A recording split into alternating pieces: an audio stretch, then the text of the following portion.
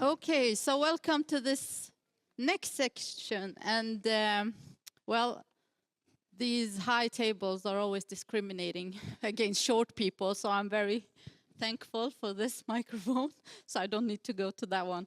Well, my name is Lila Sali, and I am an associate professor at the University of Gothenburg. I'm a specialist nurse in psychiatry in Sahlgrenska University Hospital, and I'm also an expert member of the Swedish National Council on Medical Ethics. So I have the honor to chair this session on gamete donation and medically assisted reproduction. So this field is in constant motion. New technologies, shifting social norms and family structures, globalization and commercialization all create new challenges and questions that we as a society must address. As Jenny presented, in 1984, Sweden became the first country in the world to introduce open identity sperm donation. Donor-conceived children who have reached sufficient maturity have the right to access information about their donor. Furthermore, parents since 2019 are required by law to inform their child as soon as appropriate that he or she is a sperm donor, he or she is donor conceived. So in 2016, access to medically assisted reproduction was extended to single women in Sweden. And since 2019, Sweden also permits embryo and double donation. That same year, private clinics were authorized to offer medically assisted reproduction using donor gametes. The Swedish National Council on Medical Ethics is continuously following the development of practices, trends, and norms in this field. We are therefore very pleased to have three distinguished presenters here today. And I would like to welcome our first presenter, Professor Claudia Lampic. You are a professor in clinical psychology at the Umeå University, and you're also affiliated to the Karolinska Institute here in Stockholm. You study different psychosocial aspects of being an egg or sperm donor, of starting family with the help of gamete donation, and of being a donor-conceived person. So the stage is yours. Please welcome. Thank you so much. Is the sound okay? Okay, great. Thank you so much for inviting me. So I hear myself very much. Thank you for inviting me to share a little bit about the challenges for donor-related people that are brought about by the increased access to genetic testing. Let's start with this. What is direct-to-consumer genetic testing? Perhaps you recognize some of the names of the major companies in this field. These companies provide information about users' ancestry based on DNA that users have sent in. And this information includes both information about your ethnicity, so that can be which countries you originate from, and also matching with individuals who are genetically related to you. And getting tested is really easy. You simply take a little sample of your saliva or swab in the inside of your mouth, and you send it in to the company. And a few weeks later, you receive your results on the company website. So these services are really easily accessible. They're quite affordable nowadays. Apparently, they're popular as Christmas presents. And this has resulted in a dramatic increase of the use of these genetic testing. So by now, a approximately or more than 40 million people have sent in their DNA to these companies.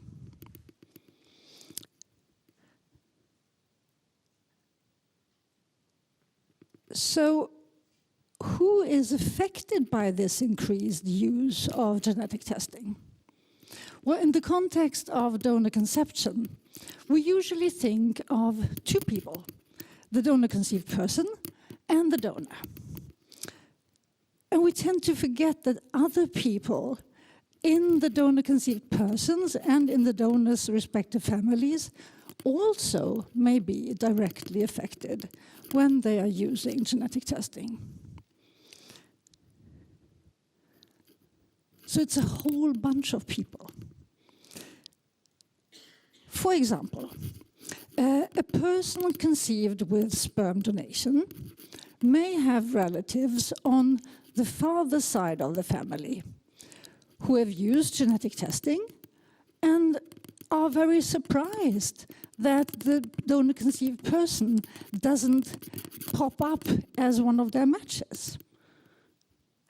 And similarly, the donor may have children of his or her own, and when the donor's own children do genetic testing, they could find unexpected matches to genetic half-siblings that they have never heard of. In addition, of course, in addition to those people who are genetically related either to the donor or to the donor-conceived person, of course, other family members, like their partners, are also affected by sudden discoveries of new genetically related family or genetically related people, really. And actually, we are currently conducting a study with groups of donor-conceived persons who share the same donor and who found each other through DNA testing. And in these groups, meetings, also their partners and their children sometimes are involved and invited. So it really can be a sort of an extended family, as was mentioned here before. But let's focus on what happens when a donor-conceived person uses genetic testing. Now, a person who knows about his or her donor conception may use genetic testing to find the donor or to find others who share the same donor. We call them usually same donor peers. In contrast, a person who is unaware of his or her donor conception may also use genetic testing, but more for fun. He or she may not expect to find any particular distressing results. Now, when a donor-conceived person receives his or her test results, these typically show no expected matches to family members. For example, if a donor-conceived person knows that my uncle on my father's side has done a test at the same company, when I do a genetic test in the same company, I would expect this uncle to turn up as one of my matches. So when he doesn't, that is sort of a big question mark, at least if you are not aware of your donor conception. Also, a typical result is that you get matches to unknown people, like people you've never heard of before. And these people can be indicated as parent or sibling or cousin based on the amount of DNA that you share. So, such test results can, of course, have significant consequences.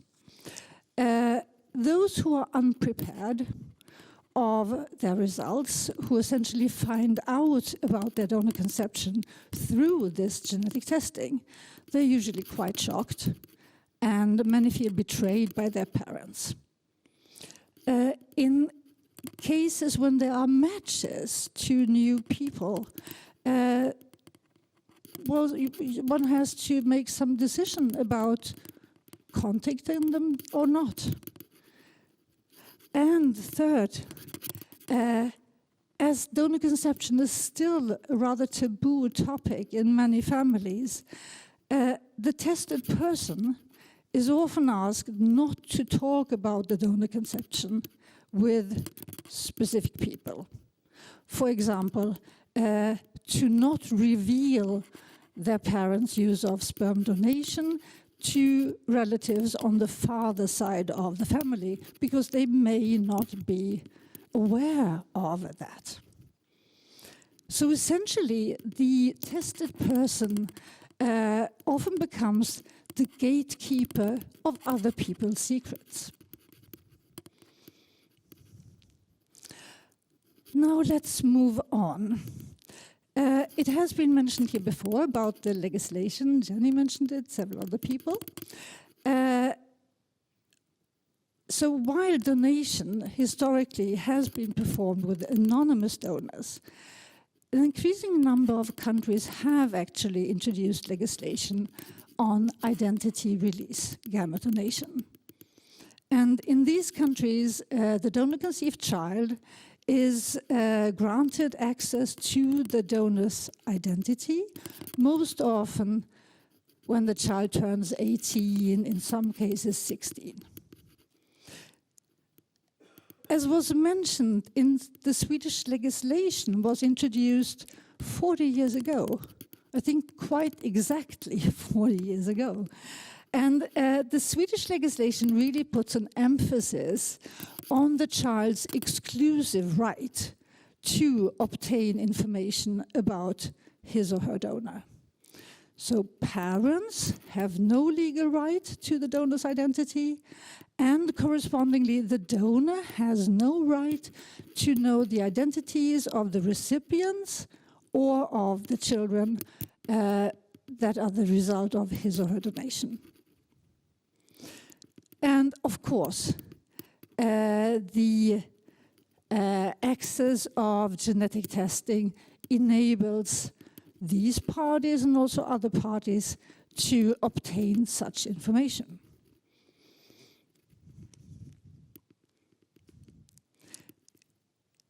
Now, let's focus a bit on the parents of donor-conceived children.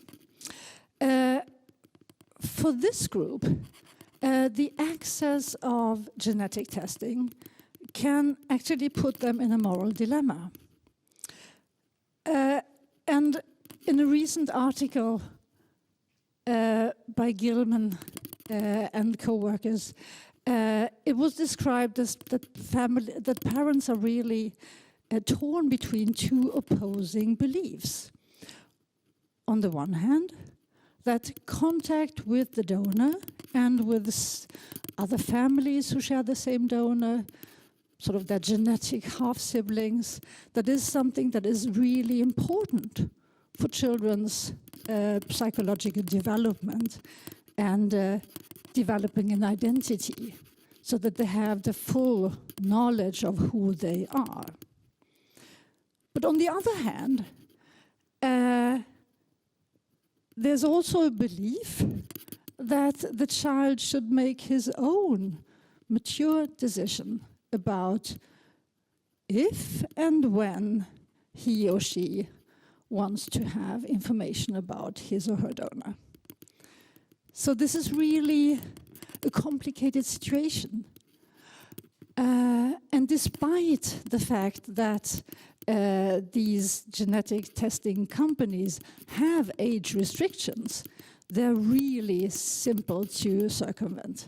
So parents of very young children have been reported to send in the DNA of their young children and to engage in contact with genetically related people. Of note here is that we know that many donor-conceived persons do want information, and some do want contact with the donor or with other people conceived with the same donor, but not all. And this has been found internationally in the US and also by ourselves in Sweden. So in summary, direct-to-consumer genetic testing poses two important challenges for people affected by gamete donation. The first one is that finding out about one's own or others' involvement in gamete donation has significant emotional and relational consequences. And also, the second point is that donor-conceived persons' legal and exclusive right to make their own decisions about obtaining the identity of their donor is really at risk. In fact, similar implications of genetic testing for donor conception have recently been raised in the UK. Apparently, the UK, as you mentioned, has similar legislation as Sweden has. So in the UK, children born conceived after 2005 have the legal right to obtain the identity of their donor when they're 18. But in response to the increased use of genetic testing, it has been reported that it's difficult to really preserve the identity of the donor until the child is 18 years old. So it has recently been proposed that there should be an amendment of the law. And this proposed change would provide the parents access to the identity of the donor from the birth of the child. And the thinking is that the parents should then make decisions about when or if it would be appropriate for them to introduce this information in the child's life. So just wanted to bring that up because this is something that we also might have to think about and discuss in the Swedish context. So thank you for your attention.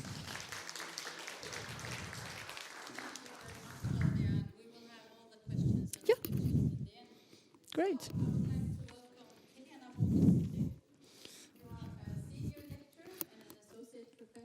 At the Institute of Public Health and Caring Sciences at Uppsala University, and you have studied single women undergoing medically assisted reproduction following the introduction of the law in 2016.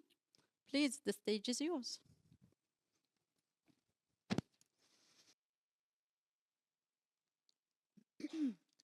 Can you hear me? No?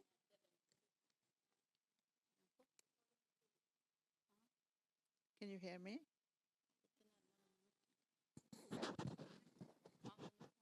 Är den på nu?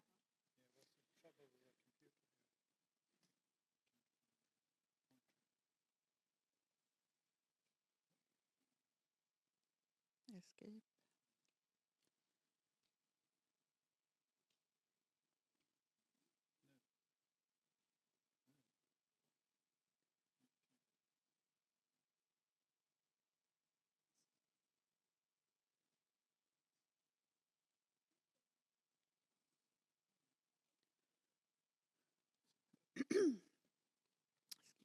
So I would like to start with thanking you for inviting me here to give my presentation of our research about motherhood through medically assisted reproduction and motives for Swedish women's decision.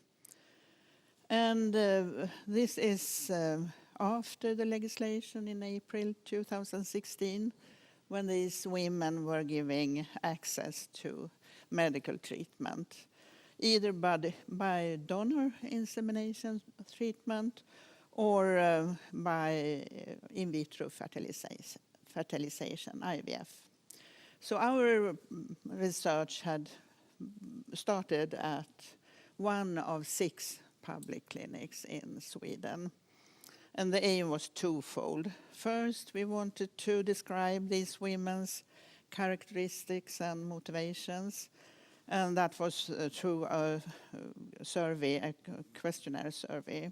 And secondly, to describe these women's decision to choose motherhood by assisted reproduction. And that was by individual face-to-face interviews.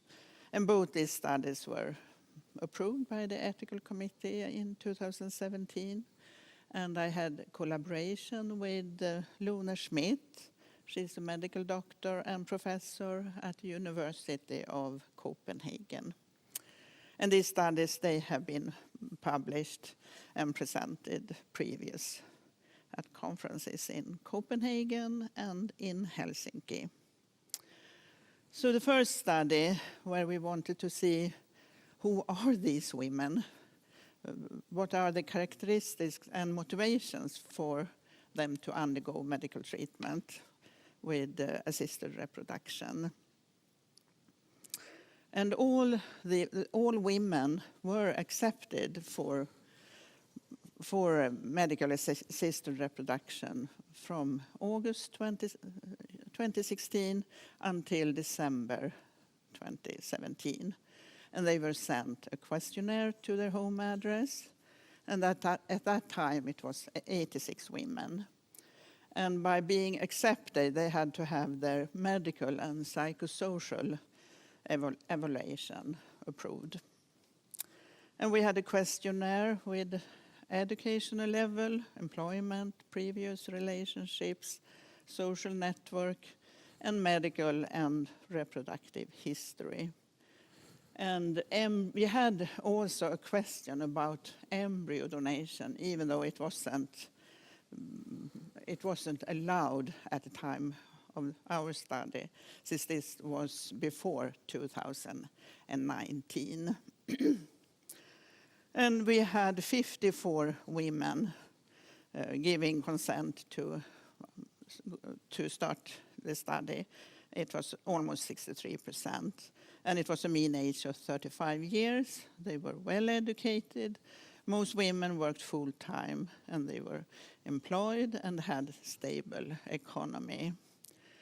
And we found out that these women had previously had long time relationships. They had been married or cohabiting, but at the relationship or time point was not right to have a child, or the previous partner had or did not want to have children.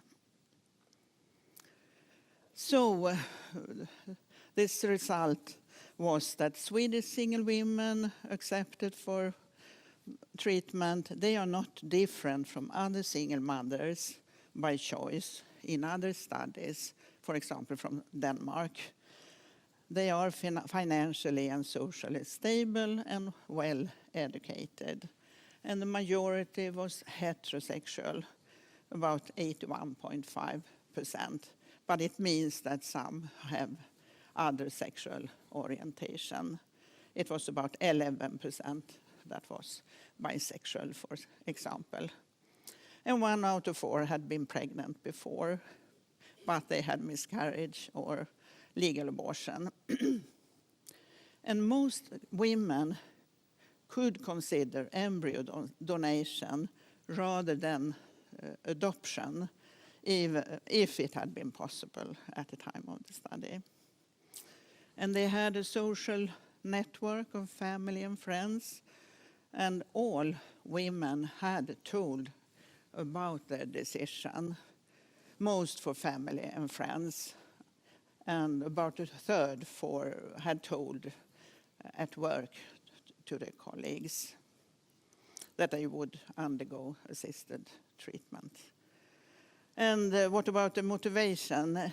Yes, it was having a child is more important due to their age than waiting to have the right partner.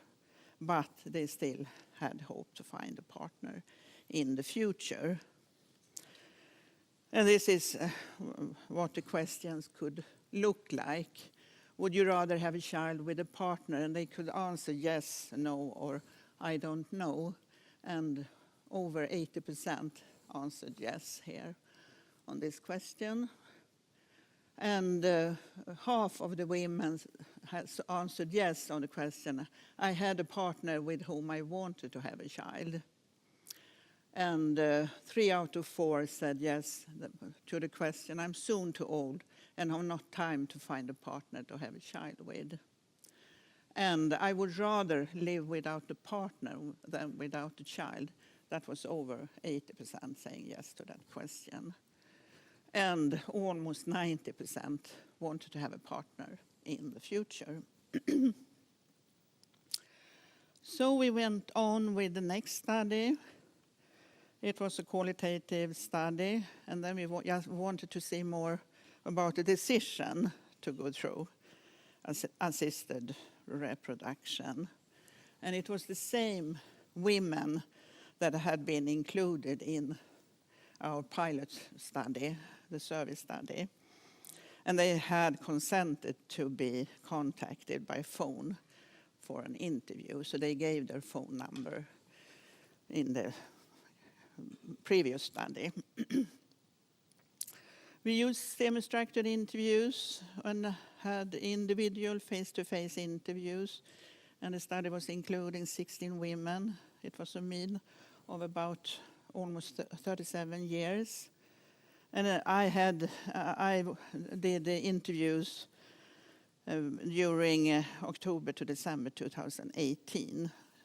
And at that time, it was a waiting time for assisted reproduction for a little bit more than 12 months.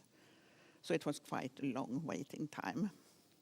And we used qualitative content analysis, and we had an overarching team that we get in qualitative studies to choose motherhood through medically assisted reproduction was an emotional and ambivalent decision to make on your own. So these women choosing to go through donation treatment, they are longing for a child, and they don't want to deviate from the social norm of being childless.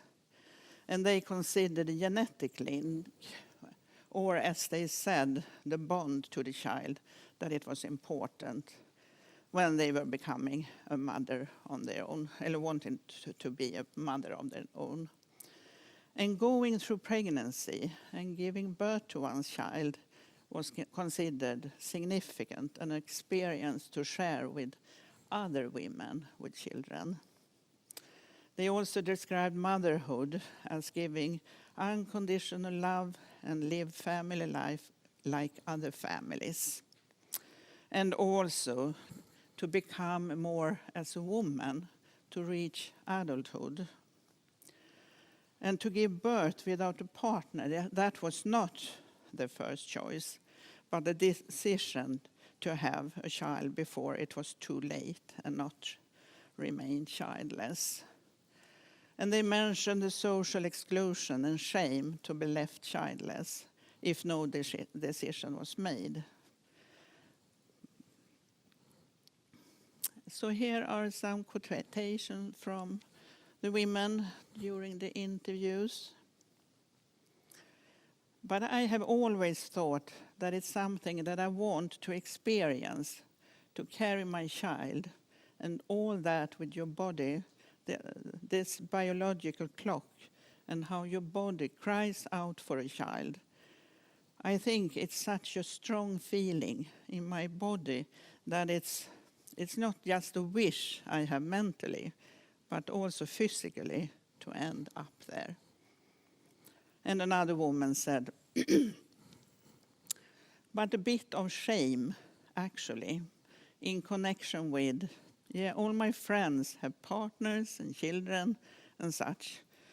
But perhaps something like this, feeling like I deviate from the norm. So I think, for me, it's been connected to deviating from a norm. And these single women also mentioned the psychosocial evaluation with the counselor when they were going to be valued as a mother, as they said. And they didn't know what kind of questions that would be brought up and if they would be refused treatment. So they were thinking about the donor, waiting for treatment, and what it would be for the child not knowing who the father is. And they described mental health was affected during the long waiting time for a donor, since it was almost a year of waiting time. And they also explained that not knowing the place in the queue and how long waiting time was stressful. And it could have been helpful with a phone call from the clinic and information of the waiting time. And this was when it all started in the beginning. Other suggestions, a plan or schedule to describe the treatment step by step while waiting for treatment, and emotional support and information through support groups, and information that was updated for this patient group, like a brochure. And I know it's a short time left. I contacted a medical company in the autumn of 2021 to produce an information brochure, and it was proofreading by Stina Järvholm. So if she is listening, I want to thank her for this job. And layout was done by a design agency. And a year later it was ready, and I sent it to all clinics, private and public, and also to the women in the interview studies. And I have a few on the table here, and you can also use the QR code if you're interested. And this is what a page can look. And we only have it in Swedish, it hasn't been translated. So thank you for attention, and you. Thank you, Helena. Our next presenter is Anna-Karin Lind. You are the medical director of Livio, Sweden. Please welcome. Livio is the largest private provider of fertility treatments in the Nordic countries, with clinics in Sweden, Norway, and Iceland. Additionally, Livio has established the Nordic region's first private egg and sperm bank, aiming to be entirely self-sufficient in reproductive cells. Very interesting. Welcome. Thank you. Can you hear me? Yes. So first of all, as the other lecturers have said, thank you for inviting me to talk about ordinary clinical work.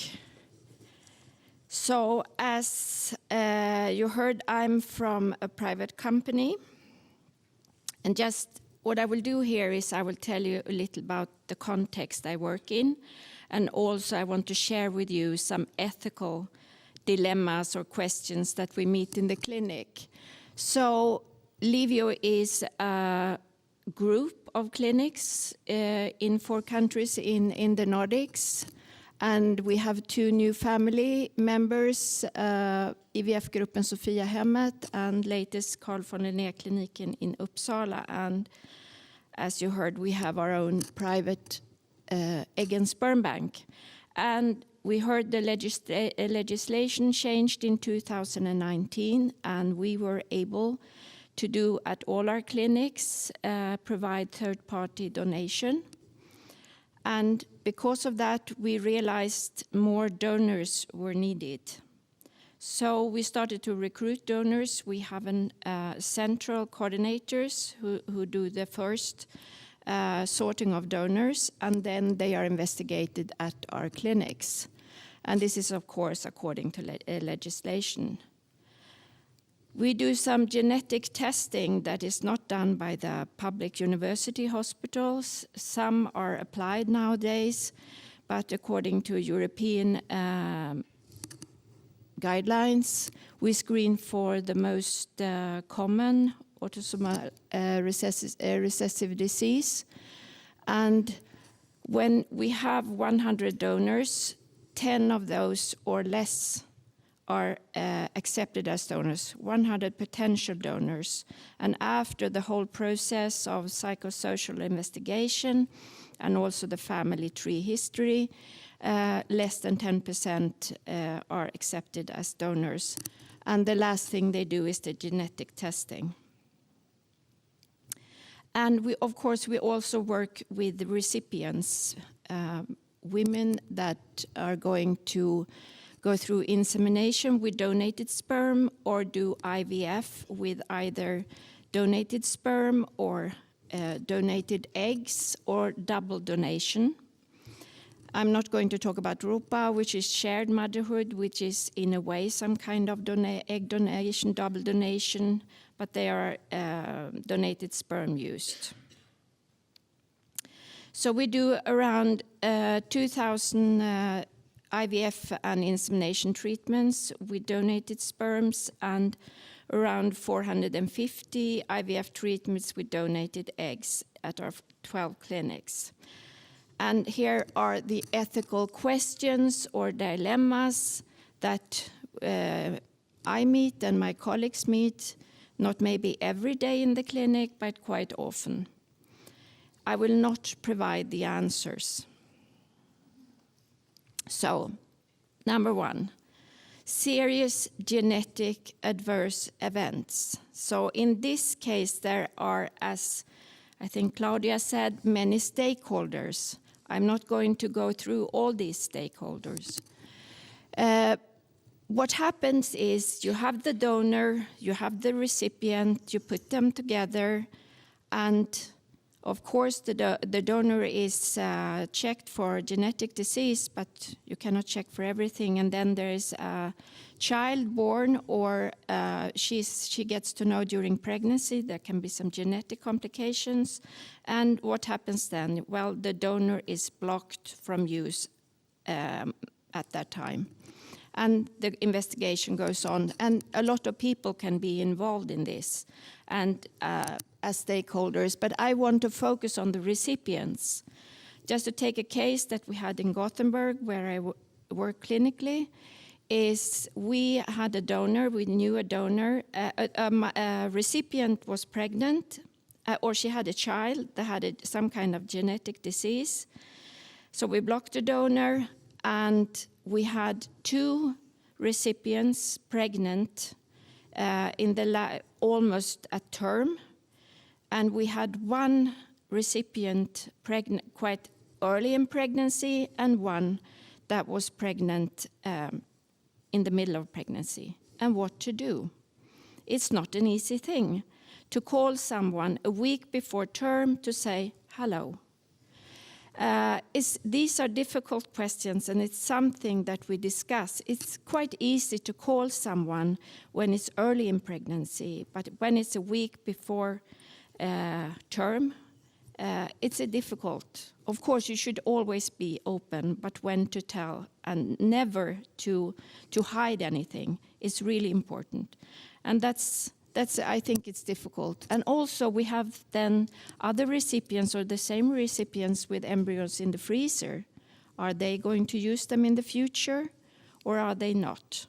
And of course we have a clinical geneticist to consult, but these are difficult questions and it takes a lot of time. The second one is the one also that has been described here before. It's anonymity. Well, you know what I mean. And that is, as Claudia said, it's regulated by law, and that's really important. But as you said, today, it's impossible. What we have this, you described, Claudia, you described these women that swap their kids. I wouldn't say that everyone does, but it's quite common anyway that they use this ancestry or my heritage to try to find a donor, and they try to ask us. And they have this closed Facebook groups where they try to meet each other. Do you think that I don't have any moral things about this? It's just things that happen. Do we have the same donor? Could we have the same donor? We even have to change our screens, because before you could read the donor quite easily, the nickname of the donor. But we have changed that so it's not so easily available for the patient if the patient should see the computer screen to compare nicknames. And that's difficult. Maybe it's like Claudia said, this is what it is. And maybe in next generations, this maybe should be open, but it's a dilemma. Because to us, a donor is a donor, someone that has donated to help others. And now comes the tricky one. How many donor-conceived children per donor? That's been a lot in the media, and many stakeholders here. If you are 25, can you grasp that you have more than potentially 100 genetic children out there? Can you grasp it? Can you really understand what it means to you? It costs about 100,000 Swedish crowns to find one donor. 100,000 Swedish crowns when we talk about costs. So gamete banks, recipients, okay, let's say we only use Swedish sperm. We only use Swedish sperms. With BQs, recipients will not be able to be treated. Is that right? I don't know. But these are questions. 6 families in Sweden. International banks we all buy, even though we want to be self-sufficient, we are not. They have national pregnancy slots. So they sort of know that, okay, for this donor, now you have 6 pregnancy slots in Sweden. But that's not really the case, because there can be other pregnancy slots. Maybe she does a treatment somewhere else. It goes on sort of a international slot. And then the donor has children of his or her own. We have 25 families because we have 4 countries. We are able to use the sperm in all our clinics. So 25 families, I don't know. Other gamete banks have 50 to over 100 families. I don't know. But I think it's tricky. And it's also tricky to, if you have all these different families, should there be genetic siblings? Do you know, you've seen these Netflix documentaries where everybody looks alike? And then we have the private donation, which is a medical risk, it's a genetical risk, and it's a risk for society, where you can find donors on the parking lot, or you can find them on Facebook. And we can't control it, but we need a national or European register for donors. I know it's been discussed in Sweden for a long time, but it's still discussed, I think. It would help us, because even if he or she signs a contract, it's not legally binding. So we don't really have control over these donors. They can donate at many clinics, and also a register could give the information to the child. And I have 2 more. Matching. As also someone said here, we do matching according to characteristic. I do the matching as a doctor with very limited information to the recipient. The recipient often wants more. Either she or they don't care, or they really want more, and it's easy. You can go across the border to Denmark. You could get more information in Denmark. Is that right? What would I do? I don't know. But according to Swedish law, the word I couldn't say, I think that is to protect the donor, not to tell too much about the donor. Yes, but this is reality. We're living in the generation of Tinder, So you can swipe to find your ideal match on your donor sperm app. But that's what that's what they are used to, the millennials. They are used to this. This maybe is the future. They use this app. I mean, this is from different clinics. Or you can have this AI egg donor matching system for your face. So you have an egg donor that matches you. Or this is maybe Moxie matching is for you. It's a same-sex couple, from what I understand, who has this matching site for embryo donation to get to know, so everybody get to know each other. We do the phenotypic matching. Should we do genetic matching, where what other banks do to have more donors? And last but not least, already been mentioned here, over 50 and pregnant, the rise of the older moms. This is something we use a lot of time for information, education. We start a family later in life. We get older and we have more possibilities. But with donation, there are more possibilities, but also more risks. As you know, you can get pregnant when you're older. We have at our Swedish Society for Obstetrics and Gynecology, we don't have anything in the law, by the way.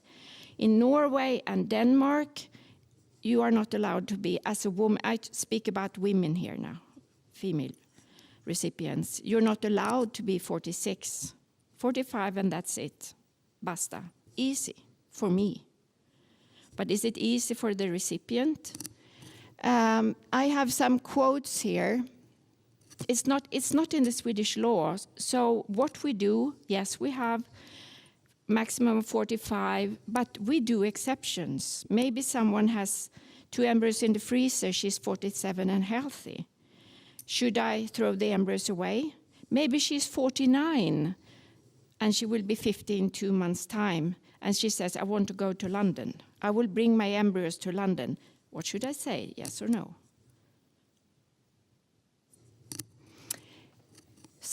To stop here with to end with some quotes. Today's fertility care should be based on what the individual wants.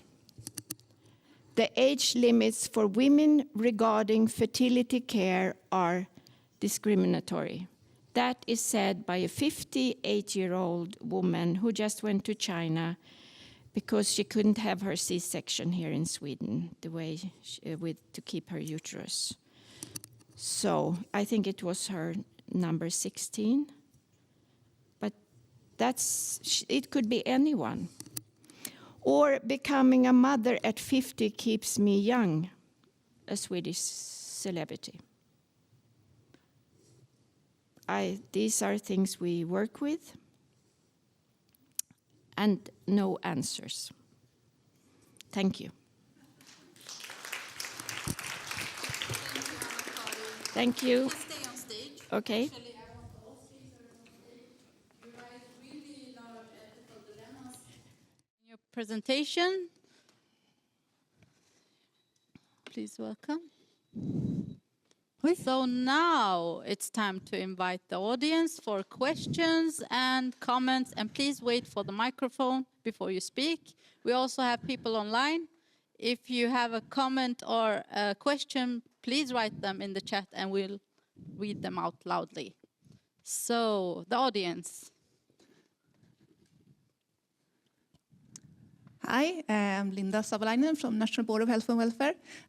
Very interesting, all of your lectures. I just have a comment on the National Registry of Gamete Donors. We're actually presenting a report on this on Monday. So it's on the way. I can't say much about it now because it's not presented yet, but it will be published next week. So then you can read about it. Looking forward. Yeah. Mm-hmm. Yes, in the back.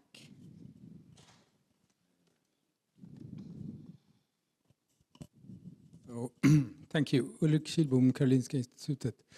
So, for like 2 years ago, I actually had a ethics session at Livju, at your clinic at Kungsholmen. And in preparation for that session, I asked the people there to come up with cases.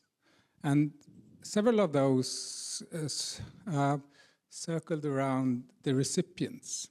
You have criteria for who can be recipient, but those criteria, as most criteria, are quite vague. And they had issues, not only with older mums, so to speak, or potential mums, but other aspects of pregnancy. So that was kind of striking, it seems to be. And that was just a comment. And another comment on age. So I know that at least at Karolinska, and I guess at many other places, there are a lot of clinical research done to provide women with, for instance, cancer, to be able to have children. And some of these women do have a lot of risks involved because of the cancer, and they might not be expected to live very long. But so the same kind of risk surround those. But then those kind of cases, we put a lot of effort to let them have kids. But older women that are healthy but still not expected, so our attitudes are quite different towards those. Just a comment. I think it's difficult. It is difficult, but I completely agree. We could also discuss, that's not third-party donation, because obesity. There are risks with obesity, but how big are those risks compared to the risk of someone having cancer? I mean, yes, it's complicated. Can we actually find a one-size-fits-all? No, I don't think so. But sorry if I can. Yeah. But sure. It's easy as a doctor. It's easy to work in Denmark or Norway because you have this age limit, so you never have to have that conversation. And I don't say that is right, because that is one size sort of fits all. Any comments on that from Claudia and Helena? Not on age specifically. No. No. No.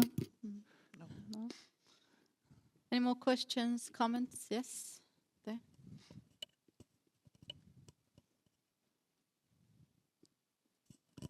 Yes, I'm Per Sandin from the Swedish University of Agricultural Sciences, and this is a question for Helena. When we ethicists and people like philosophers and people like me, we quite often speculate about people's intentions. Why would they act in this way that they do, and so on. So I find your research really interesting. And I was wondering, was there something that surprised you in the materials, either in the quantitative or the qualitative view, something that you thought, this is something we hadn't thought of, this is a surprise to us? Yeah, that's a good question. Actually, no, because we wanted to see who are these women, and we found out that they are just like any other woman that's longing for a child. And I had previous research earlier from heterosexual couples undergoing IVF treatment, and I had interviewed women that didn't get a child after IVF. And I could see that it's no difference at all between these women. They are longing for a child. And that's, so it wasn't not, I can't think about anything that was surprising more than that they are like any other woman, of course. So. Yes.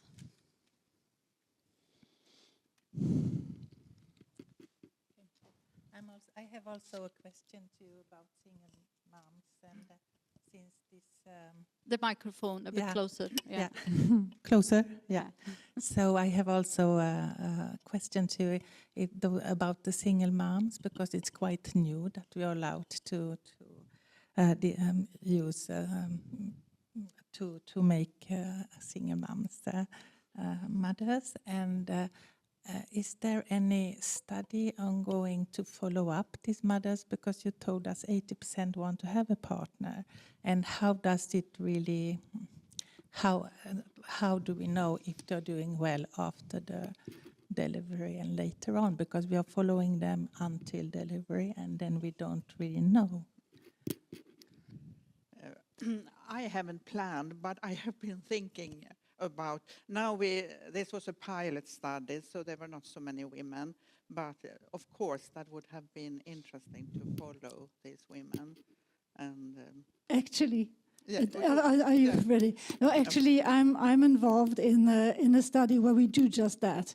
So we follow 500 single women who became mothers with sperm donation or embryo donation, actually, and also have a group of women who conceived with donor sperm. With IVF. So we follow these women. Our first plan is to follow them until the child is 7 years old. So we are now in the process of starting the 4-year follow-up.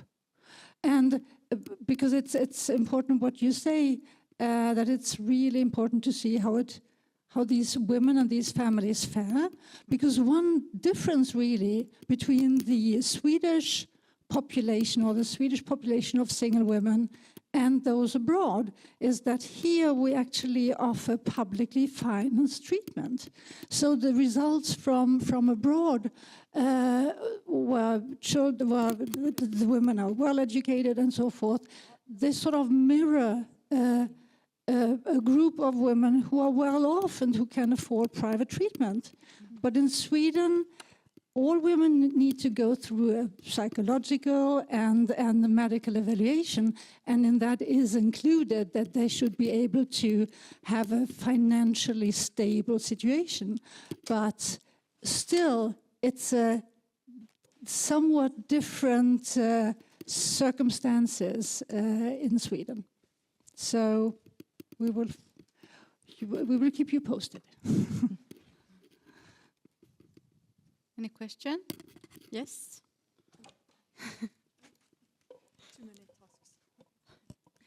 Thank you so much for your insightful talks. Sans Lockenberger, Uppsala University. And my question goes to Anna-Karin Lind. And you mentioned that there has been a case where a woman wanted to take her fertilized egg or embryo to the UK, if I recall correctly.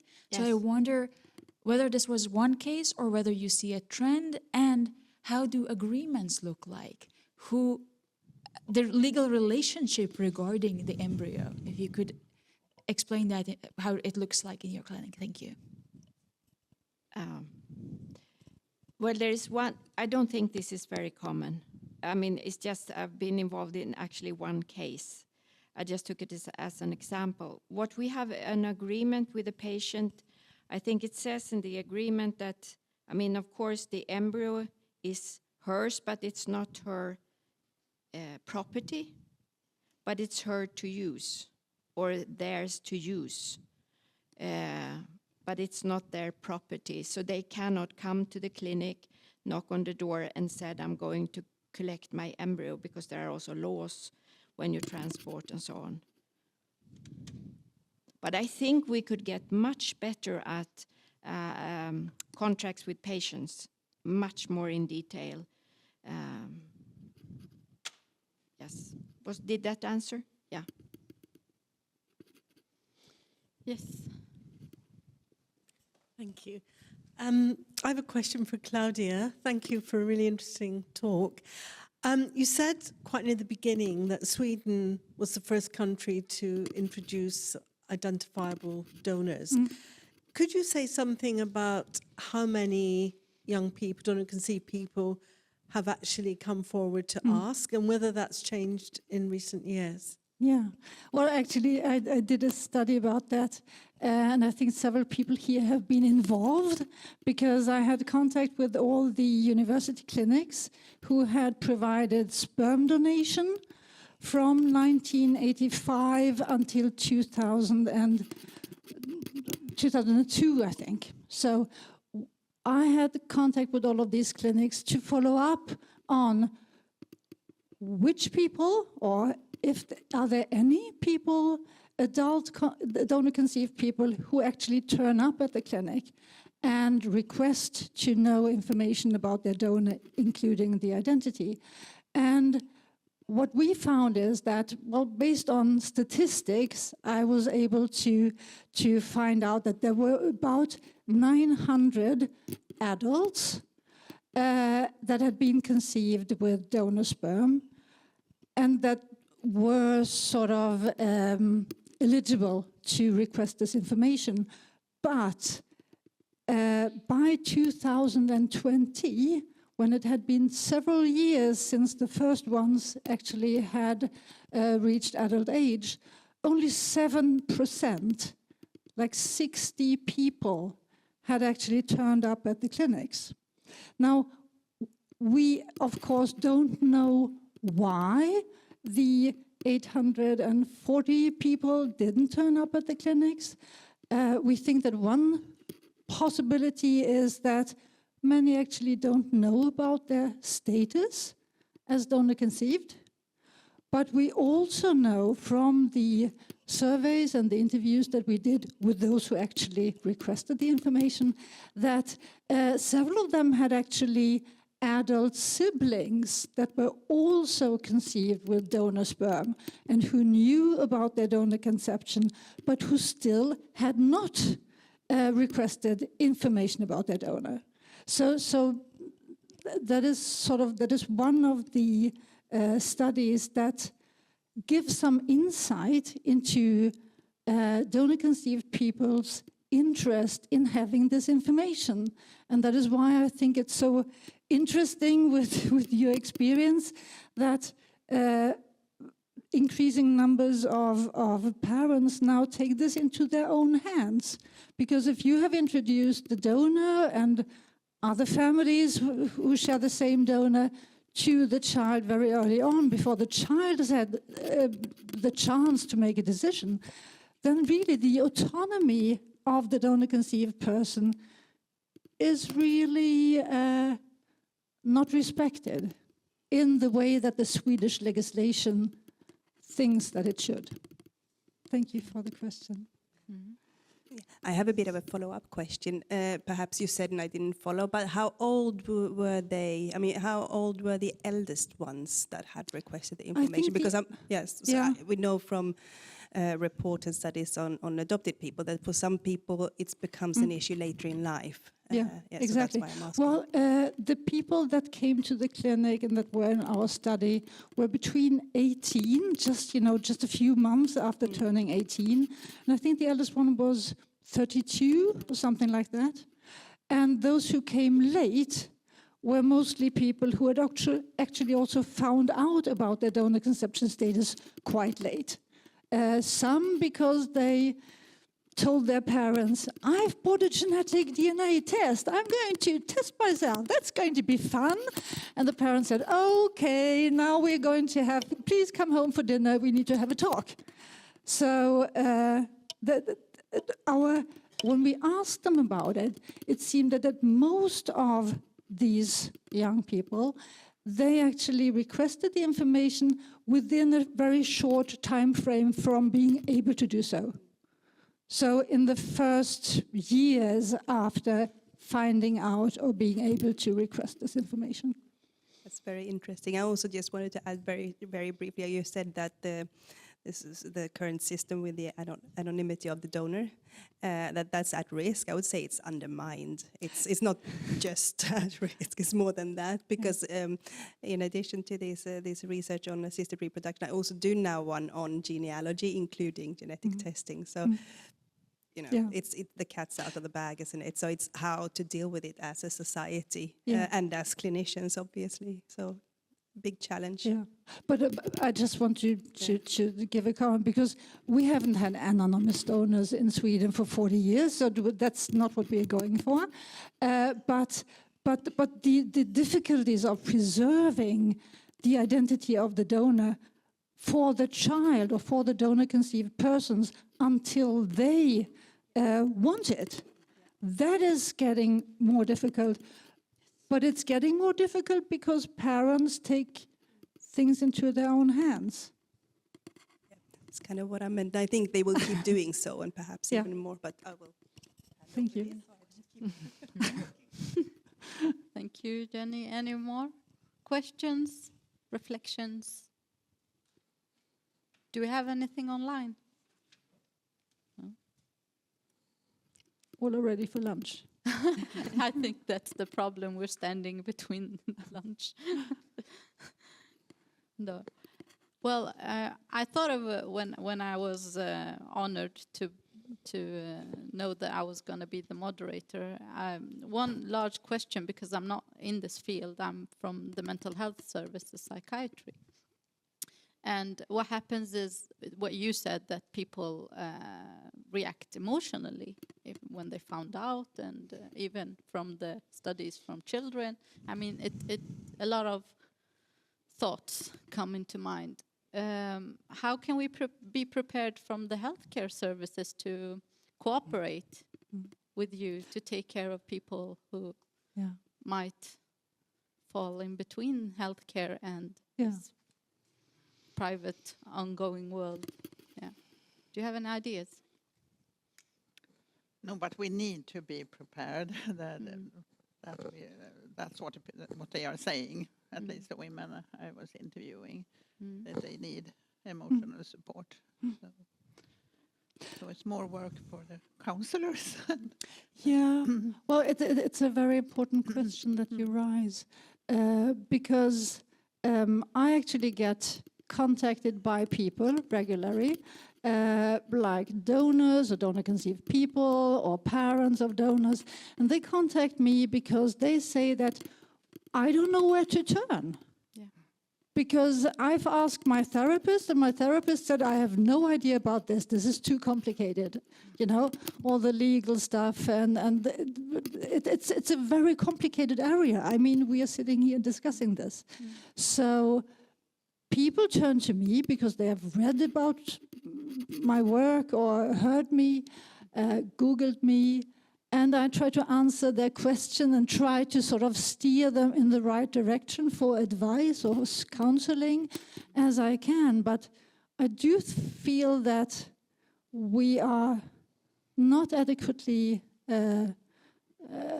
prepared to actually help people with these very specific issues that arise due to their involvement in assisted reproduction. I think we're quite good in the beginning. I mean, before treatment, we put a lot of effort into both medical but psychosocial and follow-up and so. But when the child is born, or even when they leave our clinics, they don't come back for more children. Exactly, and I think that's so also maybe because we should have some follow-up.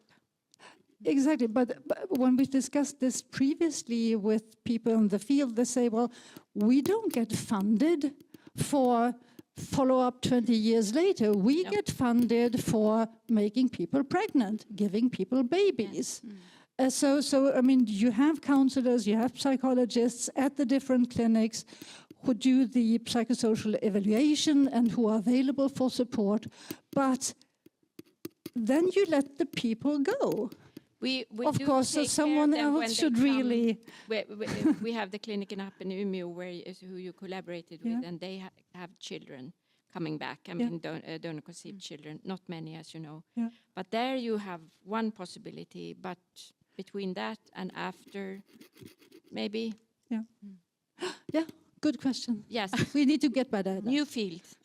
Yes. Important field. So, from the audience. Thank you so much. Just to give one brief reflection regarding the discussion you just had, to me it seems that there is a systematic problem in the Swedish legal framework. So when it comes to direct-to-consumer genetic testing, which Claudia very interestingly explained earlier on, we've had this phenomenon in the world for a good while. In Sweden, SMER made a wonderful report years ago to follow up what Norway had done, whether we need to legislate on the question. But the legislator has chosen not to do anything. at a time when we know there are considerable consequences. So how come the legislator has made a choice not to do anything and is not taking responsibility over the consequences? And the other question is regarding assisted reproduction and making children. That is one of the aims. We want to support families. We want to give access to children, to those who need it. But what happens later? But that's not part of the aim. Again, systemic thinking, and why don't we think about the consequences and how to address them later on? So just a comment regarding the legislator's perspective. Thank you. And I think a large equity. I mean, who are entitled to get this and who will not be entitled to? And like you said, in Sweden, we have a healthcare system where we need to prioritize. And often it's life-threatening cases where we need to prioritize. And then comes this where people, well, it's a part of life also, like you've mentioned. Any thoughts on that? That's what, that was not a question in the interview studies, but one of the women I remember, she said that she was so thankful for the society for giving her this opportunity to go through assisted treatment, subsidized. Well, the question about priorities is really important. I do some research also with cancer patients, so I have that as a perspective also. But I mean, infertility is regarded a disease by the World Health Organization. So, and it does involve significant psychological suffering, and it's been researched all over. So I don't think that infertility should be treated. But of course, we need to have a discussion about really costly treatments and who should pay for it and what can we as a society prioritize in terms of that. Yeah. And when it comes to legislation, I think that's a problem with the possibility of genetic testing as such, because the law is very much behind the time. Okay, so any final comment or question? Now is your last opportunity. Everyone wants lunch and we're not going to stand in your way anymore. So thank you everyone, and thank you for the presentation. Thank you.